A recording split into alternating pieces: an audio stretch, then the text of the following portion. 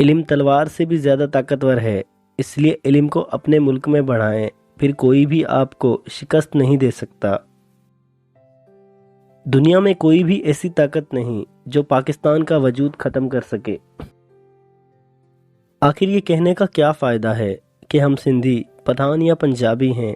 نہیں، ہم سب مسلمان ہیں، اسلام نے ہمیں یہی سکھایا ہے۔ میں آپ کو مصروف عمل ہونے کی تاکید کرتا ہوں۔ کام اور بس کام، سکون کی خاطر صبر و برداشت انکساری کے ساتھ اپنی قوم کی خدمت کرتے جائیں۔ ہمیں ایک ایسی ریاست چاہیے جہاں ہم آزادی سے رہ سکیں، جہاں ہم اپنی مرضی سے اسلامی تہذیب اور اصولوں کے مطابق جی سکیں۔ کوئی بھی فیصلہ لینے سے پہلے 100 بار سوچ لو، لیکن جب فیصلہ لے لو تو اس پہ ڈٹ جاؤ۔ ہم سب بھائی ہیں، یہ مصنوعی حد بندیاں ہمیں علیحدہ نہیں کر سکتی۔ کوئی بھی قوم جدوجہد اور قربانیوں کے بغیر آزادی حاصل نہیں کر سکتی۔ اگر آپ پاکستان کو ایک عظیم ملک دیکھنا چاہتے ہیں تو اپنے آرام و آسائش اور تفریحوں کو بھول جائیں، جتنا زیادہ کام کر سکتے ہیں کریں اور زیادہ سے زیادہ وقت دیں۔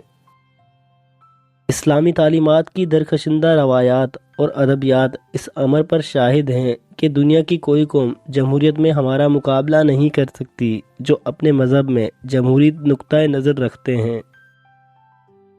دنیا میں 2 قوتیں ہیں، ایک تلوار کی اور دوسری قلم کی۔ ہم جتنی زیادہ تکلیفیں سہنا اور قربانیاں دینا سیکھیں گے، اتنی ہی زیادہ پاکیزہ، خالص اور مضبوط قوم کی حیثیت سے ابھریں گے، جیسے سونا آگ سے تپ کر کندن بن جاتا ہے۔ ہر قسم کی ضرورت کو پورا کرنا، ہر طرح کے خوف کو دور کرنا ہمارا مقصد نہیں ہونا چاہیے، بلکہ وہ آزادی، وہ اخوت، وہ مساوات بھی حاصل کرنا چاہیے جس کی تعلیم ہمیں اسلام نے دی ہے۔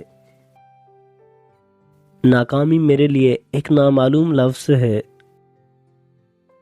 جب حکومت تعریف کی مستحق ہو تو آپ اس کی تعریف ضرور کریں، جب تنقید کی مستحق ہو تو بے خوفی سے تنقید بھی کریں۔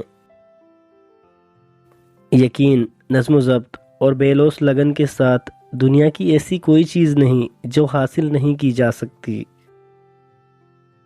میرے پیغام کا خلاصہ یہ ہے کہ ہر مسلمان دیانتداری، خلوص اور بے غرضی سے پاکستان کی خدمت کرنی چاہیے۔ امید ہمیشہ اچھی رکھو، لیکن تیاری برے حالات کے حساب سے کرو۔